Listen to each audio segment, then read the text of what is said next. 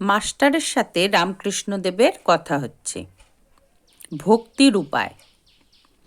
Master বিনীতভাবে রামকৃষ্ণদেবকে জিজ্ঞেস করছেন, ঈশ্বরে কি করে মন হয়? শ্রীরামকৃষ্ণ, ঈশ্বরের নাম গুণগান সর্বদা করতে হয়, আর সৎসঙ্গ। সৎসঙ্গ কাকে বলে? ঠাকুর বলছেন, ঈশ্বরের ভক্ত বা সাধু, এদের কাছে মাঝে মাঝে যেতে হয়। সংসারের ভিতর ও বিষয় কাজের ভেতর দিনরাত থাকলে ঈশ্বরে মন হয় না। মাঝে মাঝে নির্জনে গিয়ে তার চিন্তা করা বড় দরকার। প্রথম অবস্থায় মাঝে মাঝে নির্জন না হলে ঈশ্বরে মন রাখা বড়ই কঠিন। এই কথা বলে তিনি বলছেন, যখন চারা গাছ থাকে তার চারদিকে বেড়া দিতে হয়। বেড়া না দিলে ছাগল গরুতে খেয়ে ফেলে। ধ্যান করবে মনে কোণে ও বনে। ধ্যান সবসময় মনে মনে অথবা ঘরের কোণে বা বনে গিয়ে করবে। আর সর্বদা সৎ চিন্তা বিচার করবে। ঈশ্বরই সৎ, কিনা নিত্য বস্তু, আর সব অসৎ, কিনা অনিত্য বস্তু। এই বিচার করতে করতে অনিত্য বস্তু মন থেকে ত্যাগ করবে। মাস্টার বিনীতভাবে, সংসারে কি করে থাকতে হবে? আবার ঠাকুর বলছেন, সব কাজ করবে, কিন্তু মন ঈশ্বরেতে রাখবে। কত বড় কথা! স্ত্রী পুত্র বাপ মা সকলেরকে নিয়ে থাকবে ও সেবা করবে যেন কত আপনার লোক, কিন্তু মনে জানবে যে তারা তোমার কেউ নয়। যেমন এই ক্ষেত্রে ঠাকুর একটি গল্প বলছে উপমা দিয়ে বোঝানোর জন্য। বড় মানুষের বাড়ির দাসী সব কাজ করছে, কিন্তু দেশে নিজের বাড়ির দিকে তার মন পড়ে আছে। আবার সে মনিবের ছেলেদের আপনার ছেলের মতো মানুষ করছে, বলছে আমার রাম আমার হরি, কিন্তু মনে সে বেশ জানে এরা আপনার কেউ নয়। আরেকটি উপমা দিচ্ছেন ঠাকুর। কচ্ছপ জলে চড়ে বেড়ায়, কিন্তু তার মন কোথায় পড়ে থাকে জানো? আড়ায় পড়ে আছে, যেখানে তার ডিমগুলো আছে। তেমনি সংসারে সব কর্ম করবে, কিন্তু ঈশ্বরে মন ফেলে রাখবে। ঈশ্বরে ভক্তি লাভ না করে যদি সংসার করে যাও, তাহলে আরও জড়িয়ে পড়বে।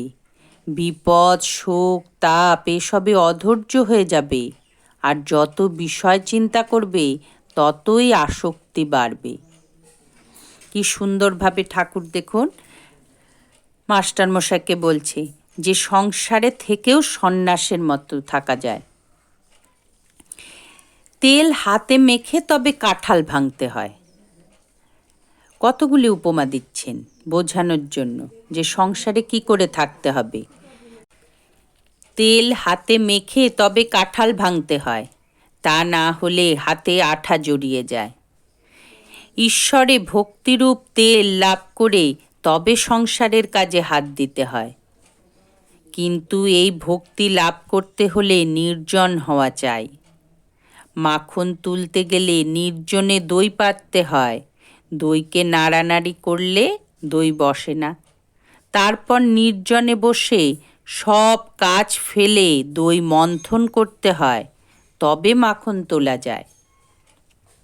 আবার দেখো, এই মনে নির্জনে ঈশ্বরের চিন্তা করলে জ্ঞান বৈরাগ্য ভক্তি লাভ হয়, কিন্তু সংসারে ফেলে রাখলে ওই মন নীচ হয়ে যায়। সংসারে কেবল কামিনী কাঞ্চন চিন্তা। ঠাকুর বলছেন, সংসার হলো জল, আর মনটি যেন দুধ। যদি জলে ফেলে রাখো তাহলে দুধে জলে মিশে এক হয়ে যায়, খাঁটি দুধ খুঁজে পাওয়া যায় না। দুধকে দই পেতে মাখন তুলে যদি জলে রাখা যায় তাহলে ভাসে। তাই নির্জনে সাধনার দ্বারা আগে জ্ঞান ভক্তিরূপ মাখন লাভ করবে। সেই মাখন সংসার জলে ফেলে রাখলেও মিশবে না, ভেসে থাকবে। সঙ্গে সঙ্গে বিচার করা খুব দরকার। কামিনী কাঞ্চন অনিত্য, ঈশ্বরই একমাত্র বস্তু। টাকায় কি হয়? ভাত হয়, ডাল হয়, কাপড় হয়, থাকবার জায়গা হয়, এই পর্যন্ত। কিন্তু এতে ভগবান লাভ হয় না। তাই টাকা জীবনের উদ্দেশ্য হতে পারে না। এর নাম বিচার, বুঝেছ? মাস্টার: আজ্ঞে হ্যাঁ। প্রবোধচন্দ্রোদয় নাটক আমি সম্প্রতি পড়েছি, তাতে আছে বস্তু বিচার। মাস্টার লেখাপড়া জানা মানুষ, তাই তিনি সবসময় সব কিছুই পড়াশোনার ওপর ভাবছেন। শ্রীরামকৃষ্ণ: হ্যাঁ, বস্তু বিচার।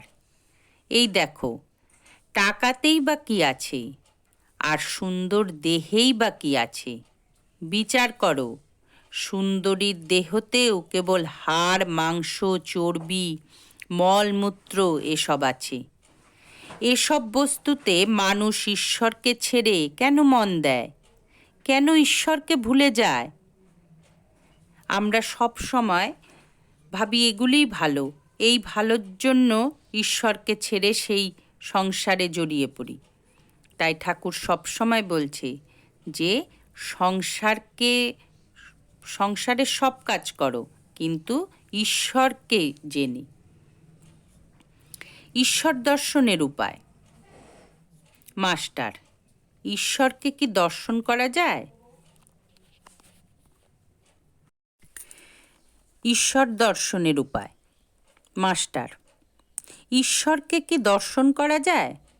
শ্রীরামকৃষ্ণ: হ্যাঁ, অবশ্যই করা যায়। রামকৃষ্ণ বলছেন যে হ্যাঁ, অবশ্যই করা যায়।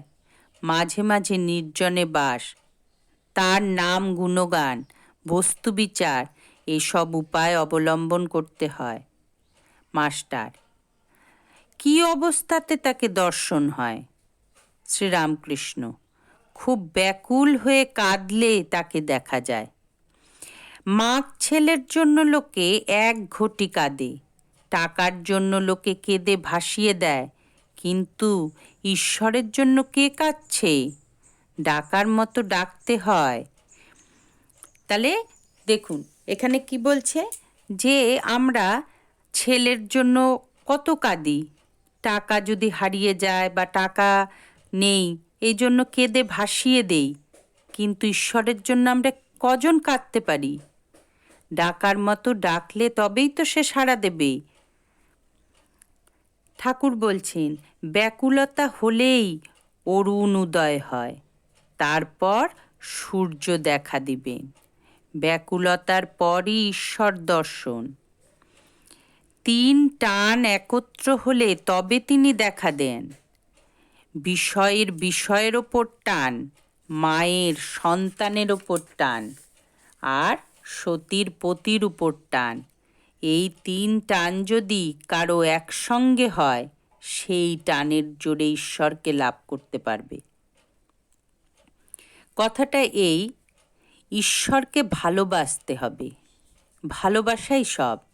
মা যেমন তার ছেলেকে ভালোবাসে, সতী যেমন তার পতিকে ভালোবাসে, বিষয়ী যেমন তার বিষয়কে ভালোবাসে। এই ভালোবাসা, তিনজনের যে ভালোবাসা, তা একত্র করলে যে ভালোবাসা হবে, সেই ভালোবাসাটুকু যদি তুমি ঈশ্বরকে দিতে পারো, তবে ঈশ্বর লাভ হবে, তার দর্শন লাভ করতে পারবে। ব্যাকুল হয়ে তাকে ডাকা চাই। বিড়ালের ছানা কেবল মিউ মিউ করে মাকে ডাকতে জানে। মা তাকে যেখানে রাখে সেখানেই থাকে। কখনো হেসেলে, কখনো মাটির ওপর, কখনো বিছানার ওপর রেখে দেয়। তার কষ্ট হলে সে কেবল মিউ মিউ করে ডাকে, আর কিচ্ছু জানে না। মা যেখানেই থাকুক, এই মিউ ডাক শুনে সে ঠিক এসে পড়বে। এবার মাস্টারের সাথে ঠাকুরের তৃতীয় দর্শন। নরেন্দ্র, ভবনাথ আর মাস্টার। মাস্টার তখন বরানগরে ভগিনীর বাড়িতে ছিলেন। ঠাকুর শ্রী রামকৃষ্ণকে দর্শন করা অবধি সর্বক্ষণ তার একই চিন্তা, আবার ঠাকুরকে কবে দর্শন করতে পারবে। সর্বদাই যেন তার আনন্দময় মূর্তি দেখছেন তার চারপাশে, আর তার কথা, অমৃতের মতো কথা শোনার জন্য তার মন ব্যাকুল। ভাবতে লাগলেন মাস্টার, এই দরিদ্র ব্রাহ্মণ কিরূপে এইসব গভীর তত্ত্ব অনুসন্ধান করলেন ও জানলেন, আর এত সহজে এই সকল কথা বুঝাইতে তিনিও পর্যন্ত কাউকে কখনো দেখেন নাই। কখন তাহার কাছে যাইবেন, আবার তাহাকে দর্শন করিবেন, এই কথা সমস্ত দিন রাত্র তিনি ভাবিতেছেন। দেখিতে দেখিতে রবিবার 5ই মার্চ আসিয়া পড়িল। বরানগরের নেপালবাবুর সঙ্গে বেলা 3টা-4টার সময় তিনি দক্ষিণেশ্বরের বাগানে আসিয়া পৌঁছাইলেন। দেখিলেন সেই পূর্ব পরিচিত ঘরের মধ্যে ঠাকুর শ্রী রামকৃষ্ণ ছোট তক্তাপোষের ওপর বসিয়া আছে। ঘরে এক ঘর লোক। রবিবার আসর হইয়াছে, তাই ভক্তেরা দর্শন করিতে আসিয়াছেন। এখনো মাস্টারের সঙ্গে কাহারও আলাপ হয় নাই। তিনি সভা মধ্যে এক পার্শ্বে আসন গ্রহণ করিলেন। দেখিলেন ভক্তদের সঙ্গে সহাস্যবদনে ঠাকুর কথা কহিতেছেন। একটি 49 বর্ষ বয়স্ক ছোকরাকে উদ্দেশ্য করিয়া ও তাহার দিকে তাকাইয়া ঠাকুর যেন কত আনন্দিত হইয়া অনেক কথা বলিতেছিলেন। ছেলেটির নাম নরেন্দ্র। কলেজে পড়েন ও সাধারণ ব্রাহ্ম সমাজে যাতায়াত করেন। কথাগুলি তেজ পরিপূর্ণ, চক্ষু দুটি উজ্জ্বল, ভক্তের চেহারা। এই নরেন্দ্র কে বলতো? এই নরেন্দ্র স্বামী বিবেকানন্দ। বিবেকানন্দ তখন পড়াশোনা করছে। সেই সময়ের কথা মাস্টার তার লেখায় তুলে ধরেছেন। মাস্টার অনুমানে বুঝিলেন যে কথাটি বিষয়াসক্ত সংসারী ব্যক্তির সম্বন্ধে হইতেছে, যাহা কেবল ঈশ্বর ঈশ্বর করে, ধর্ম ধর্ম করে, তাদের ওই সকল ব্যক্তিরা নিন্দা করে। আর সংসারে কত দুষ্ট লোক আছে, তাদের সঙ্গে কিরূপ ব্যবহার করা উচিত, এসব কথা হইতেছে। মাস্টার আসলে সেই সময় হঠাৎ গিয়ে পড়েছে, এর জন্য আগে কি কথা হচ্ছিল মাস্টার সেটা সঠিকভাবে জানে না, কিন্তু তিনি বুঝতে পারছেন। শ্রী রামকৃষ্ণ নরেন্দ্রের প্রতি: নরেন্দ্র, তুই কি বলিস? সংসারী লোকেরা কত কি বলে, কিন্তু দেখ, হাতি যখন চলে যায় পেছনে কত জানোয়ার কত রকম চিৎকার করে, কিন্তু হাতি ফিরেও তাকায় না। তোকে যদি কেউ নিন্দা করে তুই কি মনে করবি? নরেন্দ্র: আমি মনে করব কুকুর ঘেউ ঘেউ করছে। শ্রীরামকৃষ্ণ সহাস্যে: না রে, এত দূর নয়। সকলের হাস্য। ঈশ্বর সর্বভূতে আছেন, তবে ভালো লোকের সঙ্গে মাখামাখি চলে, মন্দ লোকের কাছ থেকে তফাৎ থাকতে হয়। বাঘের ভেতরেও নারায়ণ আছেন, তা বলে বাঘকে আলিঙ্গন করা কি চলে? সকলেই হাসছে। যদি বলো বাঘও তো নারায়ণ, তবে কেন পালাবো? তার উত্তর, যারা বলছে পালিয়ে এসো তারাও নারায়ণ, তাদের কথা কেন না শুনি? এই ক্ষেত্রে ঠাকুর একটা গল্প বলছেন, যে একটা গল্প শোনো। কোনো এক বনে একটি সাধু থাকেন, তার অনেকগুলি শিষ্য। তিনি একদিন শিষ্যদের উপদেশ দিলেন যে সর্বভূতে নারায়ণ আছে, মানে সব জিনিসের মধ্যেই নারায়ণ আছে, এইটি জেনে সকলকে নমস্কার করবে। একদিন একটি শিষ্য হোমের জন্য কাঠ আনতে বনে গেছিল। এমন সময় একটা রব উঠল। কে কোথায় আছো, পালাও, একটি পাগলা হাতি যাচ্ছে। সবাই পালিয়ে গেল, কিন্তু শিষ্যটি পালালো না। সে জানে যে হাতিও তো নারায়ণ, তবে কেন পালাবো, এই বলে দাঁড়িয়ে রইল। নমস্কার করে স্তব স্তুতি করতে লাগলো। এদিকে মাহুত চেঁচিয়ে বলছে, পালাও পালাও। শিষ্যটি তবুও নড়ল না। শেষে হাতিটা সুরে করে তুলে নিয়ে তাকে একধারে ছুঁড়ে ফেলে দিয়ে চলে গেল। শিষ্য ক্ষতবিক্ষত হয়ে ও অচৈতন্য হয়ে পড়ে রইল। এই সংবাদ পেয়ে গুরু ও অন্যান্য শিষ্যরা তাকে আশ্রমে ধরাধরি করে নিয়ে গেল। তার ওষুধ দিতে লাগলো। খানিকক্ষণ পরে চেতনা হলে ওকে জিজ্ঞেস করলে, তুমি কেন হাতি আসছে শুনেও চলে গেলে না? বললে, গুরুদেব যে আমায় বলে দিয়েছিলেন যে নারায়ণী মানুষ, জীব জন্তু সব হয়েছেন, তাই আমি হাতি নারায়ণ আসছে দেখে সেখান থেকে সরে যাই নাই। গুরু তখন বললেন, বাবা, হাতি নারায়ণ আসছিল বটে, তা সত্য, কিন্তু বাবা, মাহুত নারায়ণ তো তোমায় বারবার বারণ করেছিলেন। যদি সবাই নারায়ণ, তবে তার কথা বিশ্বাস করলে না কেন? মাহুত নারায়ণের কথাও তো শুনতে হয়। সকলের হাস্য। কত সুন্দর গল্পের মাধ্যমে ঠাকুর বুঝাচ্ছেন। শাস্ত্রে আছে আপো নারায়ণ, জল নারায়ণ, কিন্তু কোনো জল ঠাকুর সেবায় চলে, আবার কোনো জলে আচানো, বাসন মাজা, কাপড় কাচা কেবল চলে, কিন্তু খাওয়া বা ঠাকুর সেবা চলে না। তেমনি সাধু অসাধু, ভক্ত অভক্ত সকলেরই হৃদয়ে নারায়ণ আছে, কিন্তু অসাধু অভক্ত দুষ্ট লোকের সঙ্গে ব্যবহার চলে না, মাখামাখি চলে না। কারো সঙ্গে কেবল মুখের আলাপ পর্যন্ত চলে, আর কারো সঙ্গে তাও চলে না। ওইরূপ লোকের কাছ থেকে তফাতে থাকতে হয়। একজন ভক্ত, মহাশয়, যদি দুষ্টু লোকে অনিষ্ট করতে আসে বা অনিষ্ট করে, তাহলে কি চুপ করে থাকা উচিত?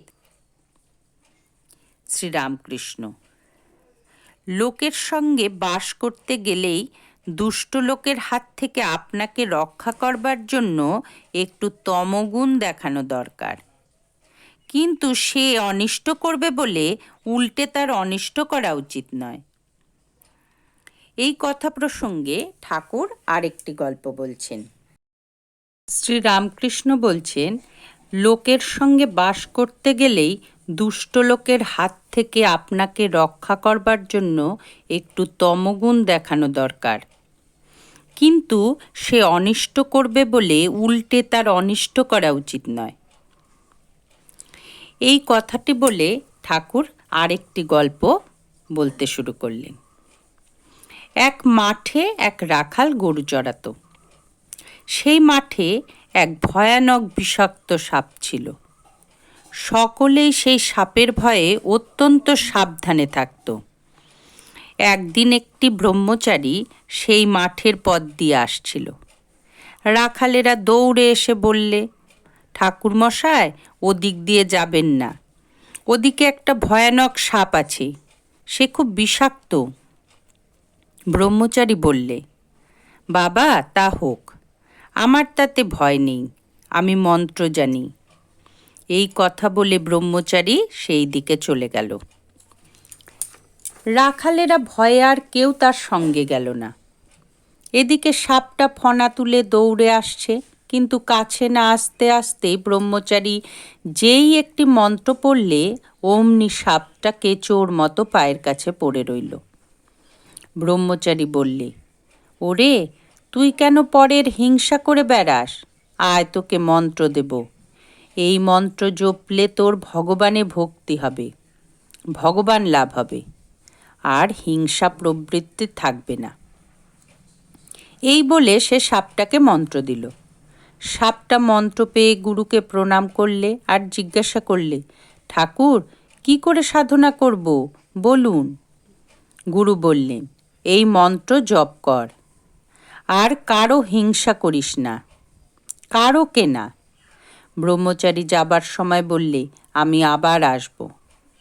এই রকমে কিছুদিন যায়। রাখালেরা দেখে যে সাপটা আর কামড়াতে আসে না।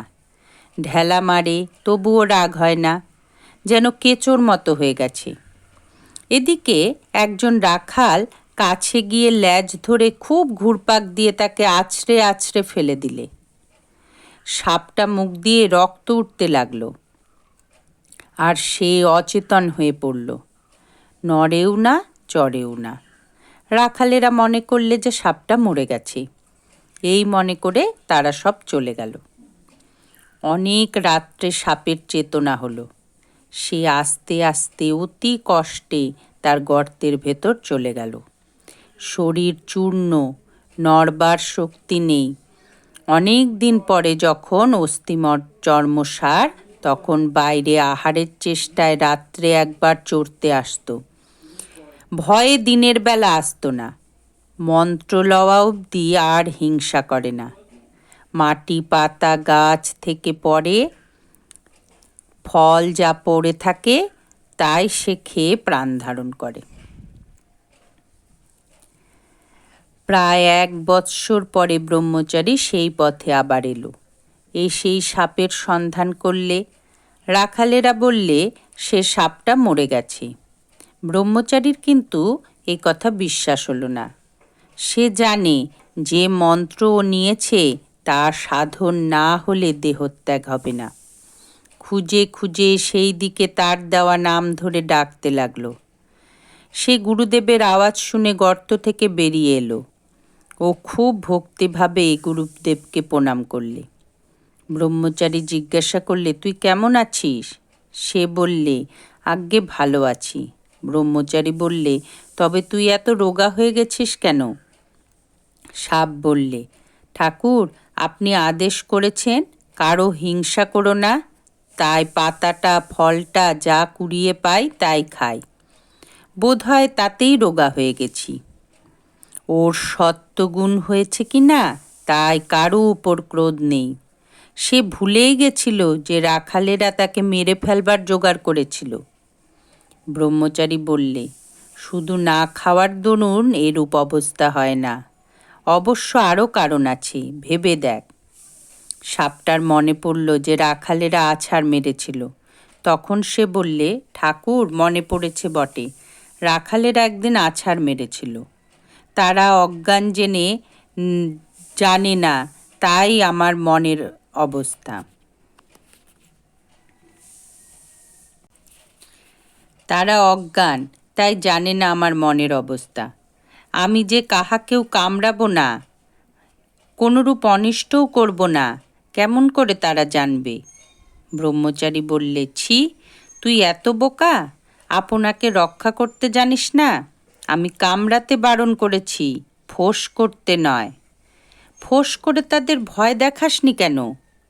দুষ্ট লোকের কাছে ফোঁস করে তাদের ভয় দেখাতে হয়, পাছে অনিষ্ট করে। তাদের গায়ে বিষ ঢালতে নেই, অনিষ্ট করতে নেই। ঈশ্বরের সৃষ্টিতে নানা রকম জীব জন্তু গাছপালা আছে। জানোয়ারের মধ্যে ভালোও আছে, মন্দও আছে। বাঘের মতো হিংস্র জন্তু আছে, গাছের মতো অমৃতের ন্যায় ফল হয় এমন আছে, আবার বিষ ফলও হয় তেমনও আছে। তেমনি মানুষের মধ্যে ভালোও আছে, মন্দও আছে, সাধু আছে, অসাধুও আছে, সংসারী জীব আছে, আবার ভক্তও আছে। জীব 4 প্রকার: বদ্ধ জীব, মুমুক্ষু জীব, মুক্ত জীব ও নিত্য জীব। নিত্য জীব যেমন নারদাদি, এরা সংসারে থেকে জীবের মঙ্গলের জন্য শিক্ষা দেবার জন্য থাকে। বদ্ধ জীব বিষয়ে আসক্ত হয়ে থাকে আর ভগবানে ভুলে থাকে, ভুলেও ভগবানের চিন্তা করে না। মুমুক্ষু জীব যারা মুক্ত হবার ইচ্ছা করে, কিন্তু তাদের মধ্যে কেউ মুক্ত হতে পারে, আবার কেউ পারে না।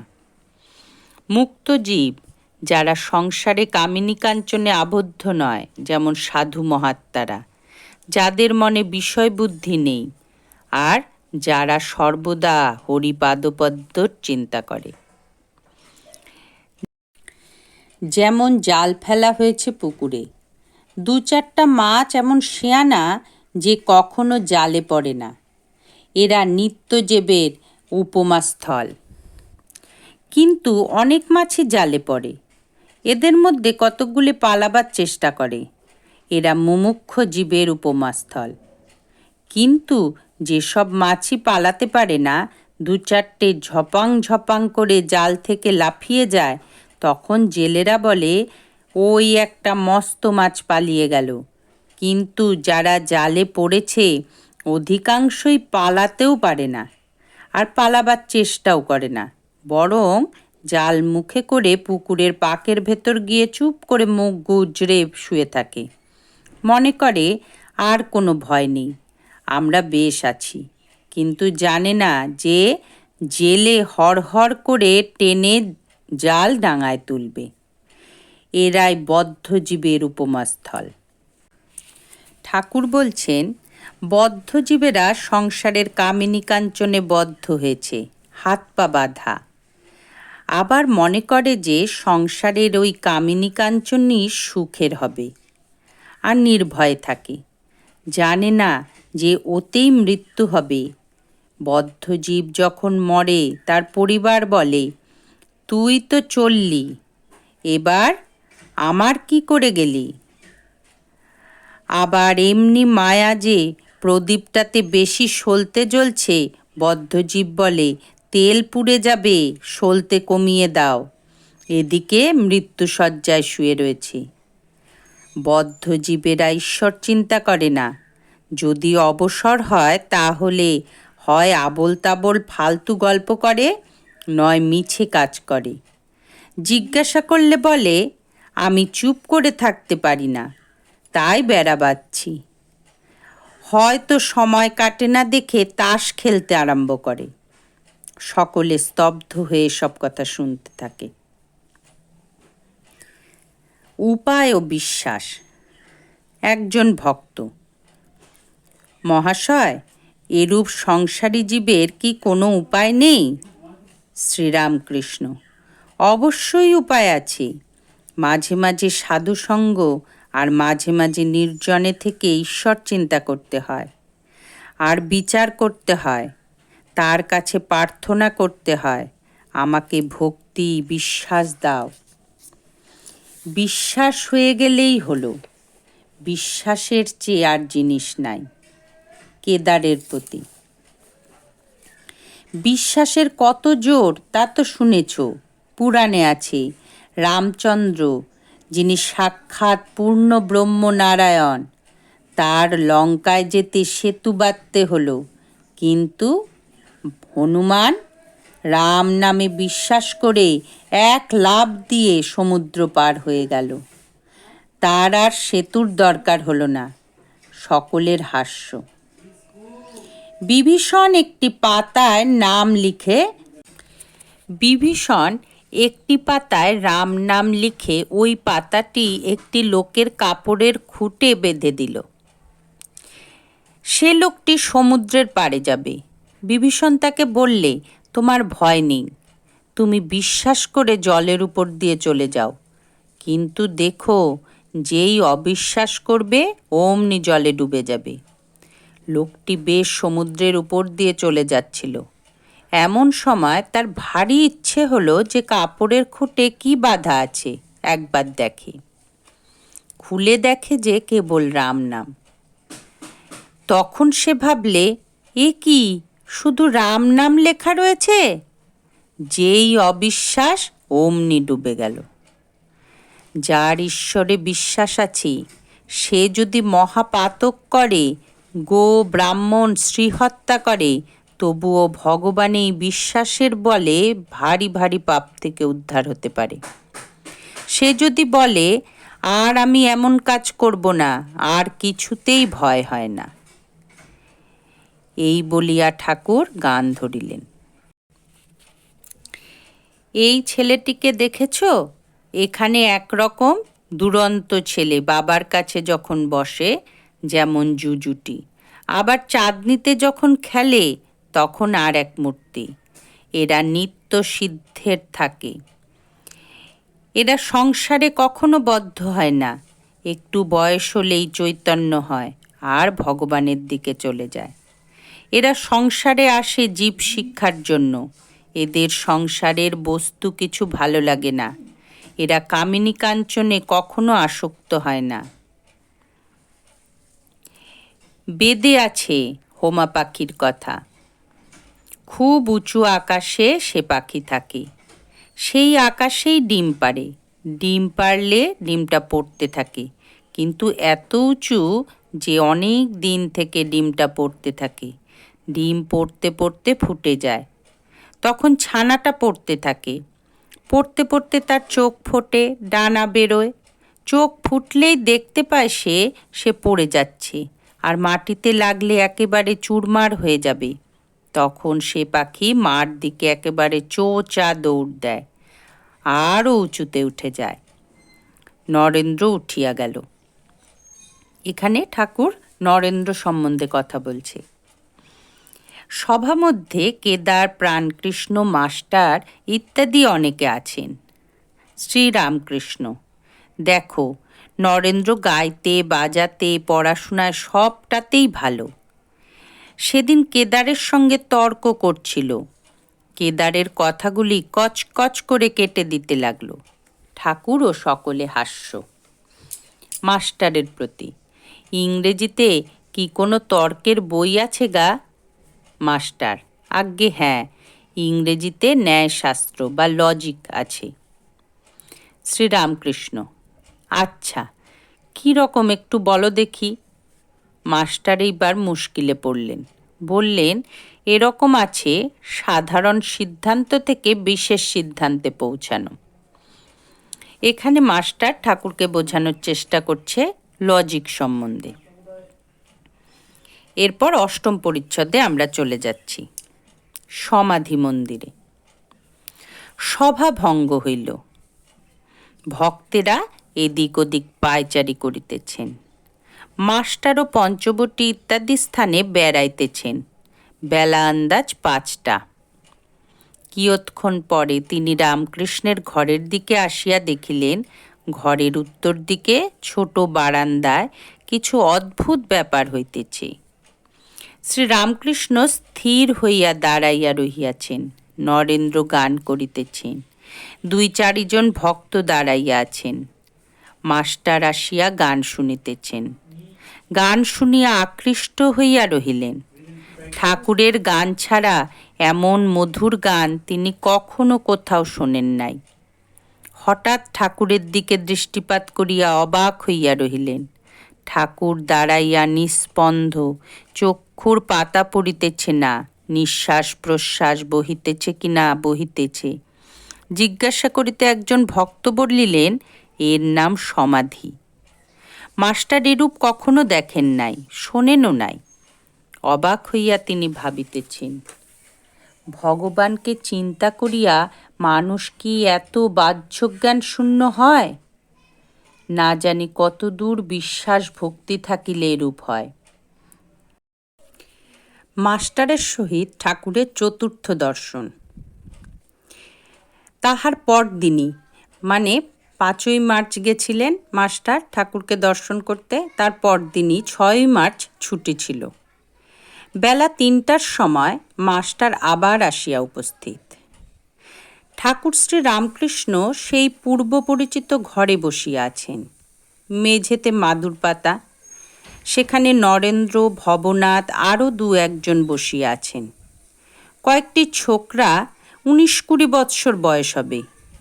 ঠাকুর সহাস্য বদন, ছোট তক্তাপস্যের ওপর বসিয়া আছেন, আর ছোকরাদের সহিত আনন্দে কথাবার্তা কহিতেছেন। মাস্টার ঘরে প্রবেশ করিতেছেন। ঠাকুর উচ্চ হাস্য করিয়া ছোকরাদের বলিয়া উঠিলেন, ওই রে, আবার এসেছি, বলিয়াই হাস্য। সকলে হাসিতে লাগিল। মাস্টার আসিয়া ভূমিষ্ঠ হইয়া প্রণাম করিয়া বসিলেন। আগে হাত জোর করিয়া দাঁড়াইয়া প্রণাম করিতেন, ইংরেজি পড়া লোক যেমন হয়, কিন্তু আজ তিনি ভূমিষ্ঠ হইয়া প্রণাম করিতে শিখিয়াছেন। তিনি আসন গ্রহণ করিলে শ্রীরামকৃষ্ণ কেন হাসিতেছিলেন তাহাই নরেন্দ্রদেব ভক্তদের বুঝাইতে লাগিলেন। দেখ, একটা ময়ূরকে বেলা 4টার সময় আফিম খাইয়ে দিয়েছিলাম। তারপর দিন ঠিক 4টার সময় ময়ূরটা উপস্থিত। আফিমের মৌতার ধরেছিল। ঠিক সময়ে আফিম খেতে এসেছে। সকলেই হাস্য করিতে লাগিল। এখানে ঠাকুর বলছে যে মাস্টার আগের দিনও এসেছে, পরের দিনও এসেছে, যেন ঠাকুর মাস্টারকে আফিম খাইয়ে দিয়েছে। যে আফিমের নেশা যার থাকে, সে যেই টাইমে আফিম নেয় সেই টাইমে প্রতিদিন তার আফিম নেওয়ার ইচ্ছা হয়। এই কথা দিয়ে হাসির মাধ্যমে ঠাকুর বুঝাচ্ছেন। মাস্টার মনে মনে ভাবিতেছেন, ইনি ঠিক কথাই বলিতেছেন। বাড়িতে যাই, কিন্তু দিবানিশি ইহার দিকেই মন পড়িয়া থাকে। কখন দেখিব, আবার কখন দেখিব। এখানে কে যেন টেনে আনলে, মনে করলে অন্য জায়গায় যাবারও জো নেই। এখানে আসিতেই হইবে, এই রূপ ভাবিতেছেন। ঠাকুর এদিকে ছোকরাগুলির সহিত অনেক ফষ্টিনষ্টি করিতে লাগিলেন, যেন তারা সমবয়স্ক। হাসির লহরী উঠিতে লাগিল, যেন আনন্দের হাট বসিয়াছে। মাস্টার অবাক হইয়া এই অদ্ভুত চরিত্র দেখিতেছেন। ভাবিতেছেন, ইহারই কি পূর্বদিনের সমাধি ও অদৃষ্টপূর্ব প্রেমানন্দ দেখিয়াছিলাম? সেই ব্যক্তি কি আজ প্রকৃত লোকের ন্যায় ব্যবহার করিতেছেন? ইনি কি আমায় প্রথম দিনে উপদেশ দেবার সময় তিরস্কার করিয়াছিলেন? ইনুই কি আমায় তুমি কি জ্ঞানী বলিয়াছিলেন? মাস্টার অবাক হয়ে যাচ্ছে যে এই কি সেই, যে মাস্টারকে সাকার নিরাকার দুই সত্য বলেছিলেন। ইনি কি আমায় বলেছিলেন যে ঈশ্বরই সত্য আর সংসারের সমস্তই অনিত্য? ইনি কি আমায় সংসারে দাসীর মতো থাকিতে বলিতেছিলেন? ঠাকুর শ্রীরামকৃষ্ণ আনন্দ করিতেছেন ও মাস্টারকে একবার দেখিতেছেন। দেখিলেন তিনি অবাক হইয়া বসিয়া আছেন। তখন রামলালকে সম্বোধন করিয়া বলিলেন, দেখ, এর একটু উমের বেশি কিনা, মাস্টারের একটু বয়স বেশি কিনা, তাই একটু গম্ভীর। এরা এত হাসি খুশি করিতেছে, কিন্তু এ চুপ করে বসে আছে। মাস্টারের বয়স তখন 27 বৎসর হইবে। কথা কহিতে কহিতে পরম ভক্ত হনুমানের কথা উঠিল। ঠাকুর এই সময় হনুমানের কথা উঠালেন। হনুমানের পট একখানি ঠাকুরের ঘরের দেওয়ালে ছিল। ঠাকুর বলিলেন, দেখ, হনুমানের কি ভাব। ধন মান দেহসুখ কিছুই চায় না, কেবল ভগবানকে চায়। যখন স্ফটিক স্তম্ভ থেকে ব্রহ্মাস্ত্র নিয়ে পালাচ্ছে, তখন মন্দাদুরি অনেক রকম ফল নিয়ে লোভ দেখাতে লাগলেন। ভাবলে ফলের লোভে নেমে এসে অস্ত্রটা যদি ফেলে দেয়, কিন্তু হনুমান ভুলবার ছেলে নয়।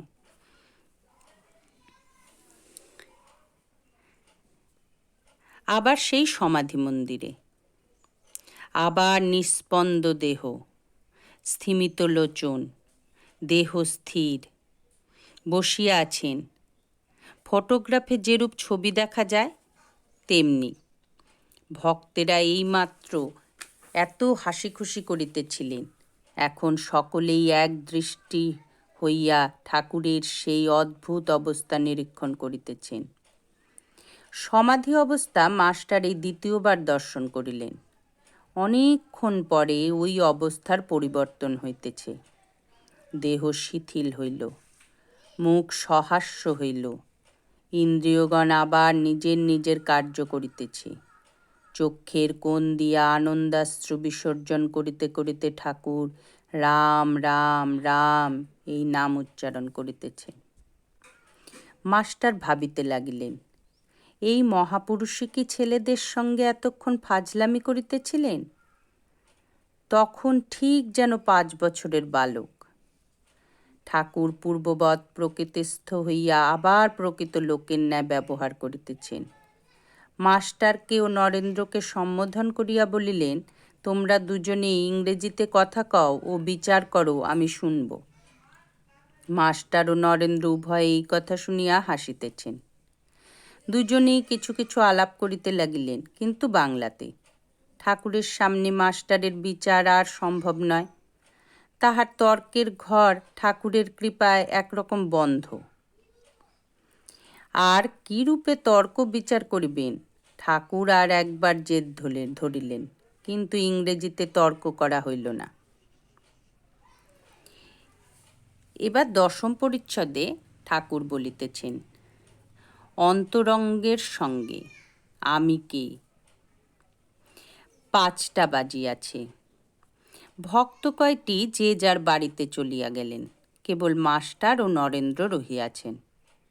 নরেন্দ্র গাড়ু লইয়া হাঁসপুকুরে ও ঝাউতলার দিকে মুখ ধুইতে গেলেন।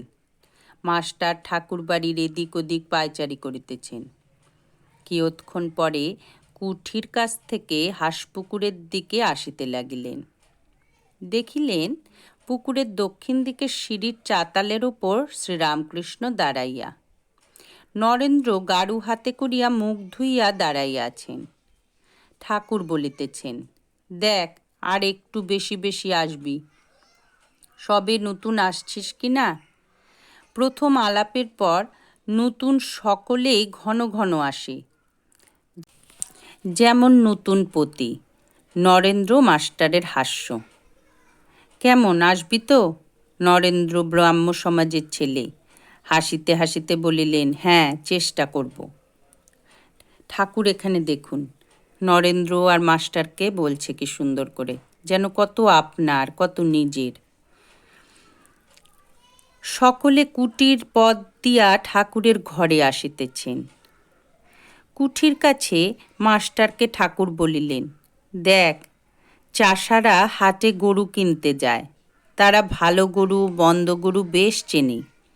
লেজের নিচে হাত দিয়ে দেখে। কোনো গরু লেজে হাত দিলে শুয়ে পড়ে, সে গরু কেনে না। যে গরু লেজে হাত দিলে তিরিং মিরিং করে লাফিয়ে ওঠে, সেই গরুকেই পছন্দ করে। নরেন্দ্র সেই গরুর জাত। ভিতরে খুব তেজ। এই বলিয়া ঠাকুর হাসিতেছেন। আবার কেউ কেউ লোকে বলে যেন চিড়ের ফলার, আট নাই, জোর নাই, ভ্যাত ভ্যাত করছে।